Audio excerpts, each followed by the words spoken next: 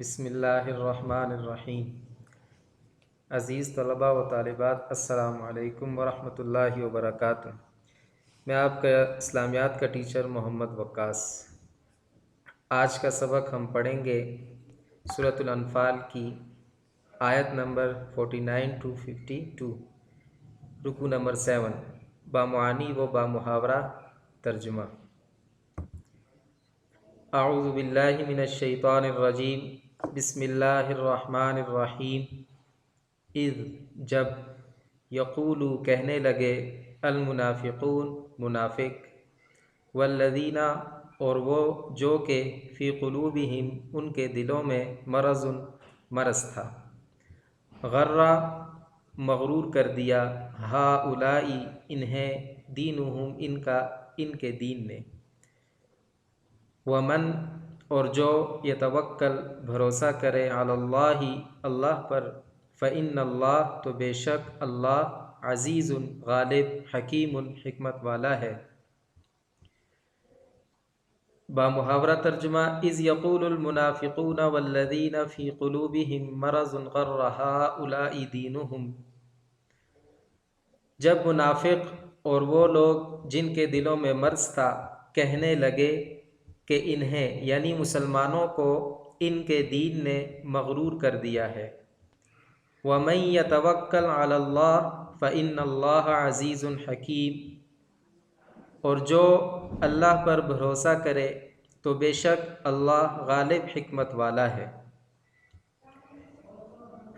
وَلَوْ اور اگر، ترا تو دیکھے، اذ جب، یتوفیٰ جان نکالتے ہیں، الذین جن لوگوں نے، کفروا کفر کیا یعنی کافر، الملائکۃ فرشتے، یضربون مارتے ہیں، وجوہہم ان کے چہروں پر، وادبارہم اور ان کی پیٹھ پر، وذوقوا اور چکھو، عذاب الحریق عذاب الحریق بھڑکتا ہوا۔ وَلَوْ تَرَىٰ إِذْ يَتَوَفَّى الَّذِينَ كَفَرُوا الْمَلَائِكَةُ يَضْرِبُونَ وُجُوهَهُمْ وَأَدْبَارَهُمْ وَذُوقُوا عَذَابَ الْحَرِيقِ۔ بامحاورہ ترجمہ۔ اور اگر تو دیکھے جب فرشتے کافروں کی جان نکالتے ہیں، مارتے جاتے ہیں ان کے چہروں اور ان کی پیٹھوں پر، اور کہتے ہیں دوزخ کا عذاب چکھو۔ ذالک یہ، بما بدلہ جو، قدمت آگے بھیجے، ایدیکم تمہارے ہاتھوں نے، وَأَنَّ اور یہ کہ اللہ اللہ لیس نہیں ہے، بظلام ظلم کرنے والا، للعبید بندوں پر۔ بامحاورہ ترجمہ۔ ذالک بما قدمت ایدیکم وَأَنَّ اللہ لیس بظلام للعبید، یہ جو بدلہ، اس کا بدلہ ہے جو تمہارے ہاتھوں نے اعمال آگے بھیجے ہیں، اور یہ کہ اللہ بندوں پر ظلم کرنے والا نہیں۔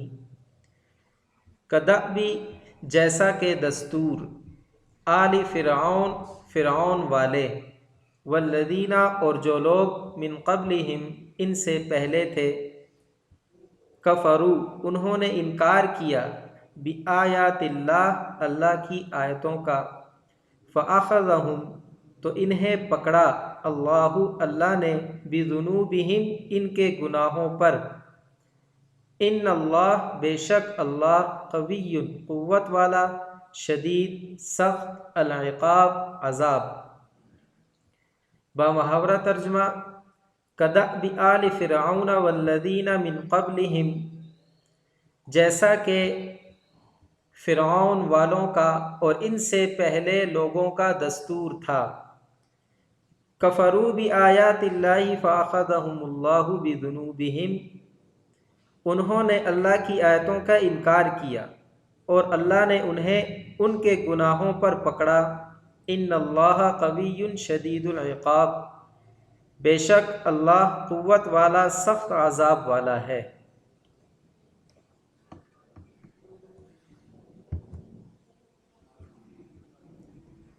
آیات کی تفسیر۔ اذ یقول المنافقون والذین فی قلوبہم مرض غر ہؤلاء دینہم ومن یتوکل علی اللہ فإن اللہ عزیز حکیم۔ اس آیت میں اللہ رب العزت منافقین اور وہ لوگ کہ جو مسلمانوں کے متعلق یہ سوچ رہے تھے غزوہ بدر کے اندر کہ مسلمانوں کی تعداد کم ہے اور کفار کی تعداد اتنی زیادہ ہے اور ان کے پاس تمام جنگی ساز و سامان موجود ہے، تو جب یہ چیز انہوں نے دیکھی تو منافقین نے اور وہ لوگ کہ جن کا ایمان کمزور تھا ان لوگوں نے مسلمانوں سے متعلق جو بات کہی اللہ تعالیٰ نے اسے یہاں پر نقل کیا ہے۔